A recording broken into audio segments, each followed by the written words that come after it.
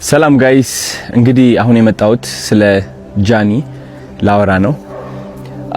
ብዙዎቻችሁ ከኔ ምላሽ እየጠበቃችሁ ነበረ። ብዙ ጥያቄ ነበራችሁ። አዶናይ ምን እየተሰማው ነው? አዶናይ ምንድነው? ምን እየሆንክ ነው? ለምን አትናገርም? ለምን ዝም አልክ? ብላችሁ በጣም ብዙ ጥያቄዎች ጠይቃችኋል። ግን እንደ አንድ ሰው አይ ቲንክ ያው የተፈጠሩ ነገሮች እንዳሉ ታውቃላችሁ። የተፈጠረ ብዙ ነገር አለ ሶሻል ሚዲያ ላይ። ኢን ዲቴል መግባት አልፈልግም። ፍላጎቴ አይደለም።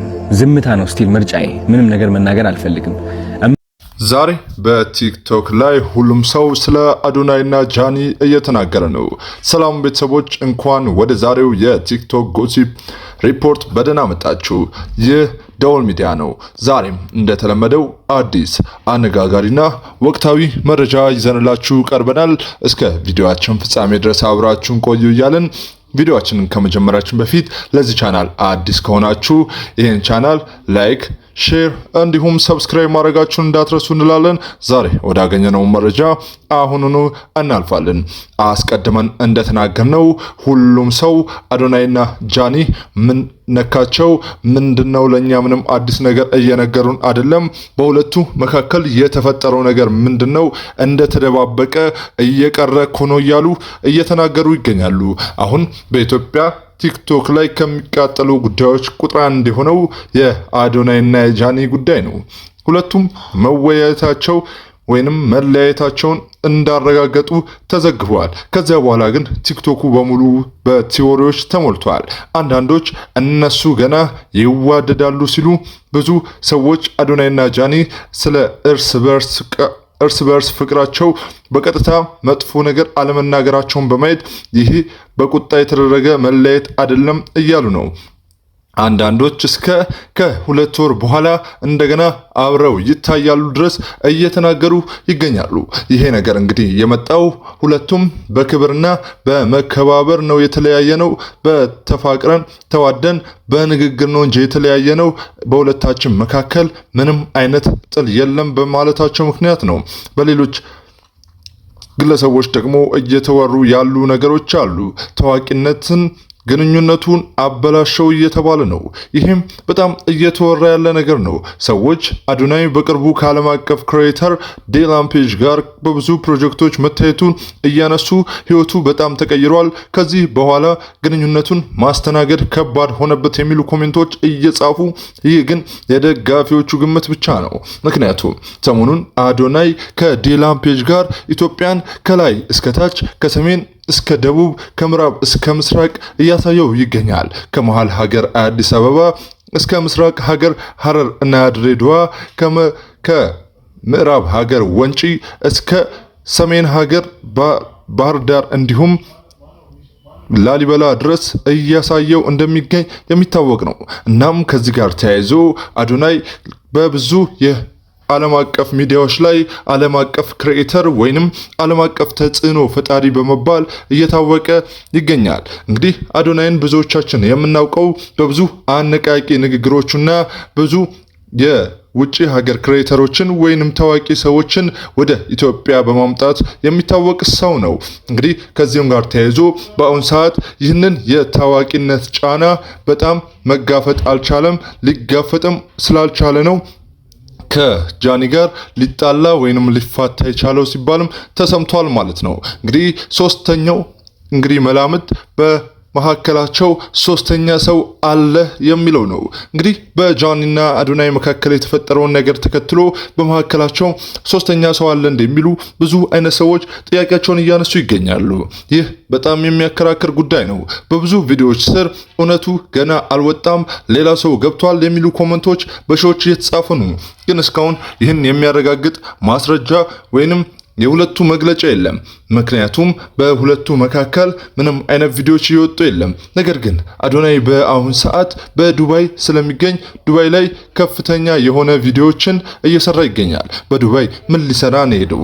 ዱባይ ምን አይነት ስራዎችን እያደረገ ነው የሚሉ አንዳንድ ነገሮችም እየተገለጹ እየተዘገቡ ይገኛሉ። እንግዲህ አዶናይ በዱባይ ከሄደበት ጊዜ ጀምሮ ምንም አይነት ግልጽ የሆነ ማስረጃዎች እየወጡ አይደሉም።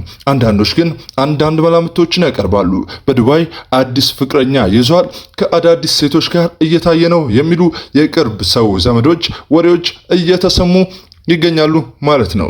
እንግዲህ በዚህ መካከል አዶናይ ሌላ ፍቅረኛ ይይዛል የሚሉት በጣም አድናቂዎቹን የሚያናድ ነገር ሆኖም እየተሰማ ይገኛል። ምክንያቱም አዶናይና ጃኒን ብዙዎች እንደ ሮል ሞዴል ወይንም አርአያ ፍቅረኛ ማቾች አድርጎ ብዙዎች ህይወታቸውን እንደሚገልጹ እንደነሱ አይነት ፍቅር እንዲሰጣቸውም እንደሚጸልዩ እየተናገሩ ስለሚገኙ ማለት ነው። እንግዲህ ይሄ ነገርም መላምት ነው።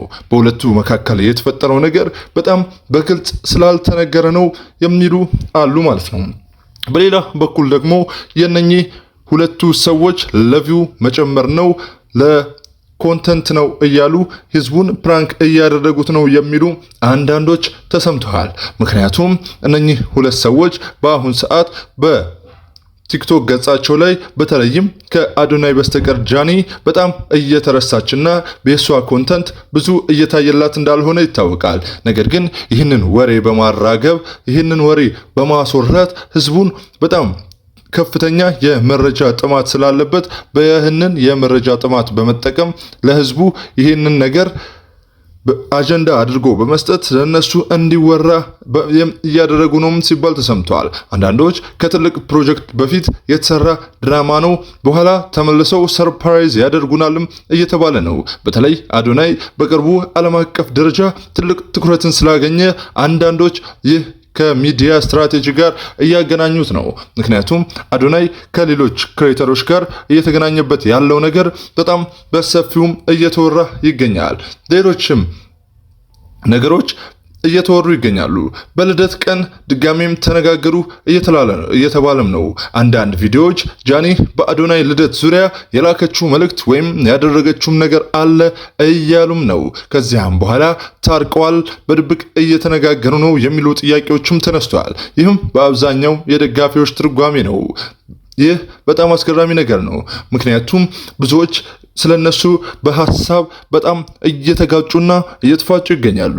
አንዳንዶች ስለነሱ መለየት እያለቀሱ ይበልጡንስ መንግስትም እንዲገባበት እየተማጸኑ ይገኛሉ። አብዛኞቹ ቫይራል ኮሜንቶች በአሁን ሰዓትም እየተሰሙ ይገኛሉ። እውነቱን ንገሩን፣ ጃኒ በጣም ተጎድታለች፣ በቪዲዮቿ እንደሚታየው ፊቷ ላይ ቅሬታ ይነበባል የሚሉ አንዳንድ መረጃዎች አሉ። አንዳንዶች ደግሞ በሌላ በኩል አዶናይ ህይወቱን በጣም ተቀይሯል፣ ከሌሎች ክሬተሮች ጋር ስለሚገናኝ እንደውም ካሁን በኋላ ኑሮን በዱባይ ያደርጋልም እየተባለም ይገኛል። በሌላ በኩል ደግሞ እነሱ እንደገና ይመለሳሉም እየተባለ ይገኛል። ተመልካቾች እናንተስ ምን ትላላችሁ? እነኚህ ሁለት ጥንዶች ተፋተው ወይንም ተራርቀው ተጣልተው ይቀራሉ ወይንስ እንደገና ተመልሰው ሁለት አዳዲስ ፍቅረኛዎች ይሆናሉ ትላላችሁ? እንግዲህ እነኚህ ሁለት ግለሰቦች በጣም በሚገርም ሁኔታ ለረጅም ጊዜ ኢትዮጵያ ውስጥ እንደነሱ አይነት ክሬተር ወይንም ተጽዕኖ ፈጣሪ እስከሌለ ድረስ ሚዲያው ላይ በጣም በከፍተኛ ሁኔታ ቁጥር አንድ ሆነው እንደሚናገሩ ይገኛሉ። በሌላ በኩል ደግሞ አንዳንዶች በጣም በሚገርም ሁኔታ ይህ የ2026 ትልቁ በኢትዮጵያ ውስጥ የተገኘው የቲክቶክ ድራማ እና ህዝቡን ፕራንክ ለማድረግ የታሰበ ወይንም የታዘለ ነገር ነው ተብሏል። እንግዲህ ተመልካቾች ይህ ነገር ፕራንክ ሊሆን ይችላል። እናንተስ ምን ትላላችሁ? እና አሁን ሁሉም ሰው አንድ ጥያቄ ብቻ እየጠየቀ ነው። በእውነት መለያየታቸው ነገር ዘላቂ ነው ወይንስ እንደገና ይታረቃሉ?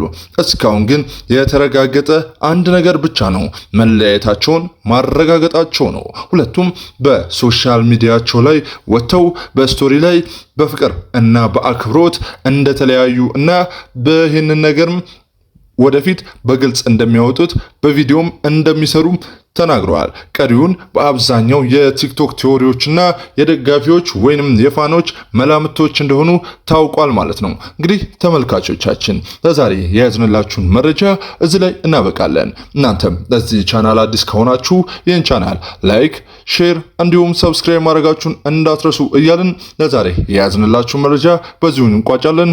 ቸር ቆዩ፣ ቸር ሰንብቱ።